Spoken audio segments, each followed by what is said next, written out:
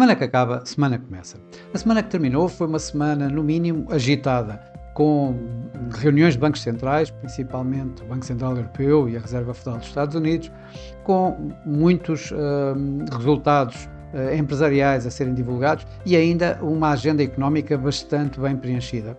Com tudo isto, tivemos ainda mais os impactos nos mercados que a nova administração Trump vai produzindo e ainda algumas surpresas pelo meio, como o caso da startup chinesa DeepSeek. Ora, nos bancos centrais foi, digamos, era aquilo que mais se esperava, que poderia haver aqui assim alguma agitação. No entanto, foi a que menos agitação provocou, na medida em que fizeram a entrega exatamente aquilo que era esperado, nomeadamente o Banco Central Europeu e a Reserva Federal. O primeiro a cortar taxas em 25 pontos base, levando a sua taxa de depósito dos 3 para os 2,75, e o segundo, nos Estados Unidos, a manter a sua taxa de juros inalterada no intervalo 4,25 a 4,5. Por outro lado, a Reserva, o Banco Canadiano, o Banco Central Canadiano, cortou também a sua taxa em 25 pontos, como o mercado esperaria. O mesmo aconteceu com o Riksbank, o Banco Central Sueco. E ainda o Banco o Banco Central Sul-Africano, que também baixou a sua taxa em 25 pontos base. Já se estivéssemos aqui à procura de uma surpresa, eu diria que seria o Banco do Brasil, que voltou a subir taxas de juros em 1%, na linha de que tinha acontecido já anteriormente. Em termos de agenda bastante preenchida de dados económicos e importantes dados económicos, como era o caso, por exemplo, dos PIBs, tanto na zona euro como nos Estados Unidos, vieram aqui assim a mostrar que as economias cresceram menos do que seria de esperar. No caso europeu, nem cresceu, ou seja, mostrou ali assim uma estagnação no crescimento económico europeu, abaixo daquilo que era de esperar. Nos Estados Unidos saíram abaixo, o crescimento económico saiu também abaixo daquilo que era de esperar, mas isso também não teve grande implicação nos mercados, não houve, digamos, uma reação dos mercados, tal como não houve às principais empresas que apresentaram resultados. Grande parte desses mesmos resultados, a grande maioria, eu diria, que foram sempre acima do esperado pelos mercados, e também isso não teve um peso suplementar nos mercados nesta semana que passou. O mesmo já não se pode dizer logo no início da semana. O anúncio por parte da DeepSeek, uma startup chinesa de inteligência artificial, que veio dizer que veio provar, digamos, de alguma forma, que com menos fundos e com menos recursos a nível de tecnologia de ponta, poderia atingir o mesmo do que outras empresas como a OpenAI, que tem gastos, investimentos bastante mais elevados do que a DeepSeek, com tecnologia de ponta que a DeepSeek chinesa não consegue ir buscar, e que mesmo assim os resultados são idênticos, se não mesmo melhor. Isto acabou por colocar aqui um peso grande nas valorizações bolsistas das empresas tecnológicas, e aí sim tivemos o primeiro grande impacto nos mercados, com uma queda acionista imediata considerável, nomeadamente a Nvidia, que registrou uma das maiores quedas diárias de uma única ação num dia.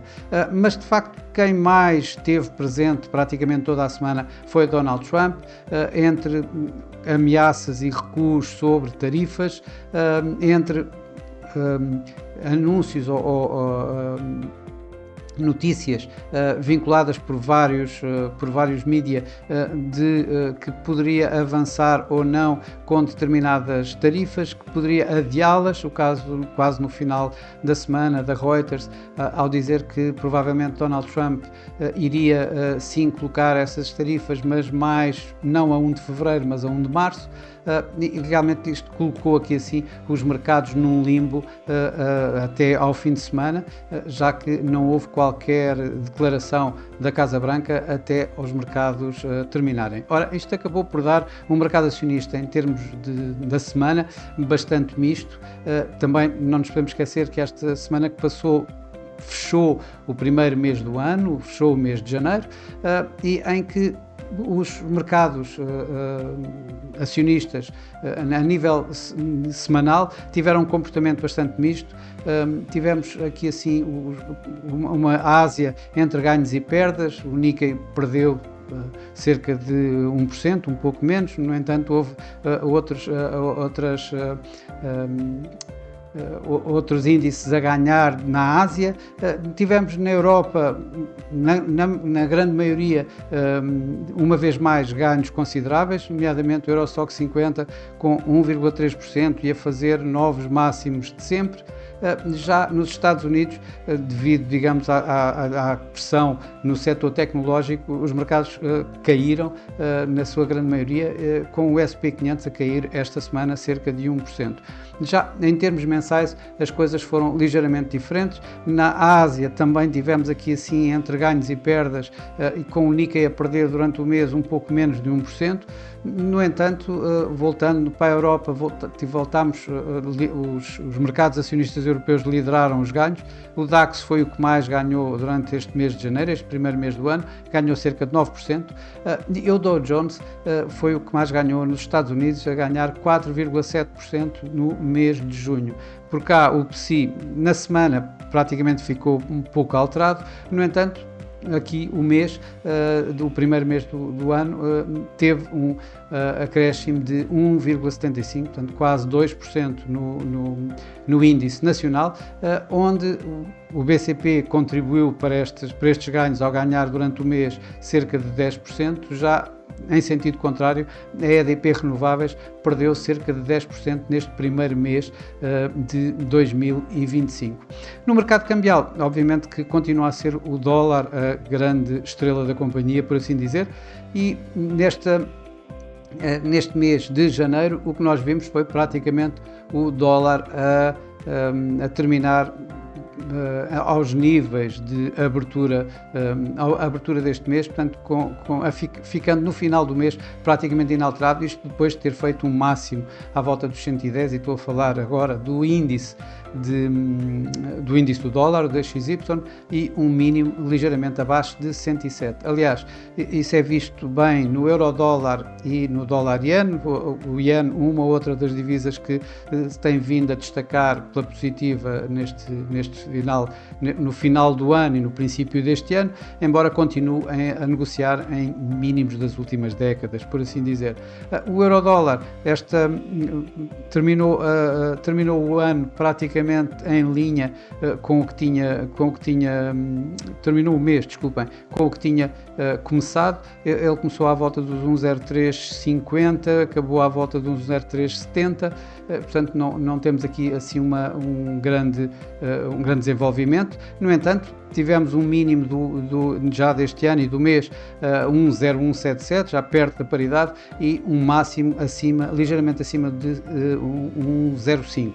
Já o dólar-iene, que começou à volta dos 157, acabou à volta dos 155, isto depois de quase ter chegado aos 159 como máximo, e um mínimo abaixo dos 154.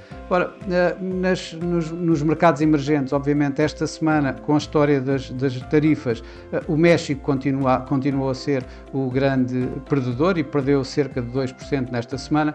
Já o real brasileiro, inclusive com mais subidas de taxa de juros e fortes, acabou por ganhar aqui cerca de 1% durante esta semana. Também foram estas as divisas que mais e menos ganharam durante o mês de janeiro. O peso mexicano durante o mês de janeiro perdeu relativamente pouco, perdeu à volta de 0,5%, tendo em consideração as tarifas, digamos, e os receios sobre tarifas, não é nada de extraordinário, não é nada de relevante. No entanto, temos que dizer que o peso mexicano está a negociar também em mínimos dos últimos anos. Já o real brasileiro ganhou este primeiro mês do ano, cerca de 5%. Nas commodities também foi um pouco, digamos, impactado, os preços vieram impactados pelas políticas da nova administração Trump. As incertezas que isto foi criando e a probabilidade de aumentar a inflação acaba por levar os investidores para o ouro, para um ativo de refúgio, e ele esta semana ganhou cerca de 1,5%. Já por outro lado, continua a tal situação de que vamos ter mais produção nos Estados Unidos. Tivemos um aumento dos inventários de crudo norte-americano e isso acabou por se refletir nos preços do petróleo, que caíram esta semana cerca de 2,5%. No primeiro mês, e avaliando o primeiro mês, o petróleo está a negociar basicamente ao mesmo nível do início do mês, isto depois de ter feito fortes avanços.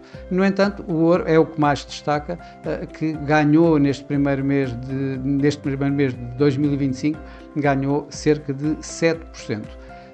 Esta semana que vai começar é uma semana que em tudo vai ser de alguma forma parecida com a anterior, isto no sentido que vamos ter novamente Donald Trump como o principal impulsionador dos mercados e a pressionar mercados. Vamos ter também uma agenda relativamente preenchida de dados económicos, principalmente nos Estados Unidos. Vamos ter mais bancos centrais e vamos ter ainda a continuação da época de resultados, com mais uma série de fortes empresas a apresentar resultados esta semana.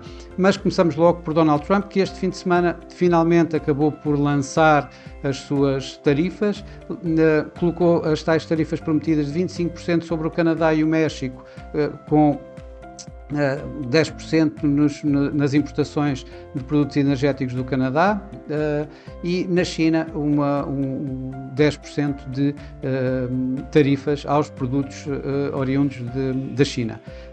Isto obviamente que vai continuar a ser discutido durante esta semana, até porque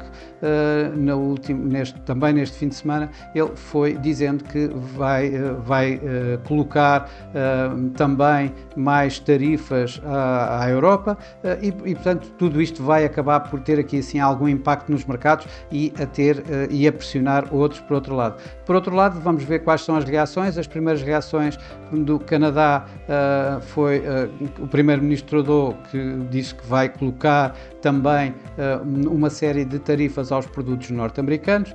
O México vai avançar com um tal plano B que tem contramedidas tanto tarifárias como não tarifárias, e ainda a China, que vai pôr uma ação na Organização Mundial do Comércio e que promete também ter medidas contra este aumento de tarifas por parte dos Estados Unidos.